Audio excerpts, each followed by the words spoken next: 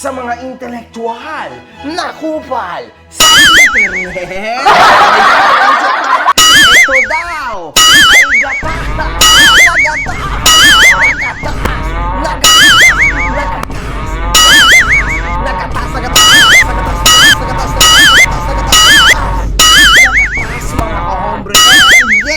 This month is looking very clear. The will be making.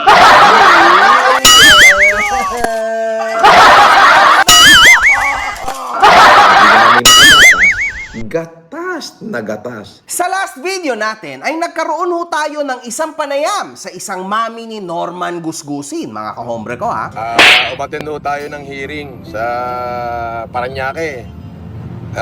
As usual, wala na naman lumutang na makagamit. Well, uulitin ko lang po mga kahombre ko kahit pa dito para lang maklarify sa inyo kasi para sa awareness nyo. Kapag ikaw ang nag-complaint and nandun pa lang kayo sa preliminary investigation 1 tas preliminary investigation 2, it's okay kung hindi ka pupunta as long as meron kang abogado. Yung preliminary investigation, mga kahombre ko, that is only needed sa first prelims mo, ibibigay sa'yo yung complaint affidavit ng kalaban mo. Pangalawang prelims mo, ibibigay mo yung sagot mo sa complaint affidavit na natanggap mo. Pagkatapos nun, mga kahombre ko, resolution na yon. So, bakit ako pupunta dyan, Norman? At dyan mo ibabase ang katapangan ko? Ilang beses mo nga akong ginost?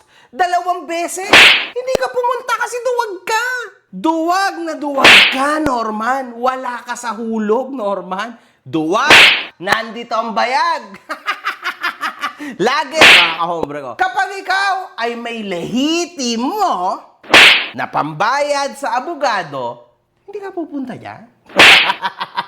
Hindi naman tayo tulad ni Norman na nagkukunwaring ng pera, tas at the end of the day, siya mismo ang lumalakad sa kanyang problema mag-isa. Imagine niyo yan, mga kahombre ko. Pati pagpapanotaryo, siya rin ho nagpapanotaryo sa sarili niya. Imagine niyo, nagbibigay ng counter affidavit siya. Normal naman. Akala ko ba may mga abogado ka? Bakit hindi silang pagalawin mo? Tas sasabihin mo, ikaw ay masipag at matyagang tao? Yun ang pagkakamali mo, uhuging vlogger. Bakit? Ako, madyaga, masigasig. Malamang kailangan mo talagang maging matyaga sa part na to. Kasi ikaw ang gumusto nito, pinagbigyan kita, wasak ka ngayon. Akala ko ba gustong-gusto mong kasuhan? Bakit ang nangyayari? Ang siste ngayon, parang hirap na hirap ka na. Di ba ikaw may gusto nito? Sinimulan mo ko, wawakasan kita. As in, wawakasan kita. Mahihirap ka. Uubusin ko lahat kung ano meron ka. Sisiguraduhin ko, mauubos lahat ng meron ka, hindi ka pa makakalaya. Pauulanan kita.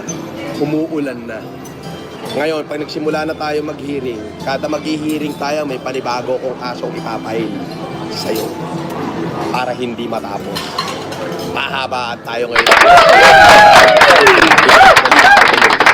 Kada mag-hearing tayo, may panibagong kaso ko isasampa. Hindi ko tatapusin ang away natin na to hanggang sa magpatiwakal ka na. Let me respawn in Rome, please.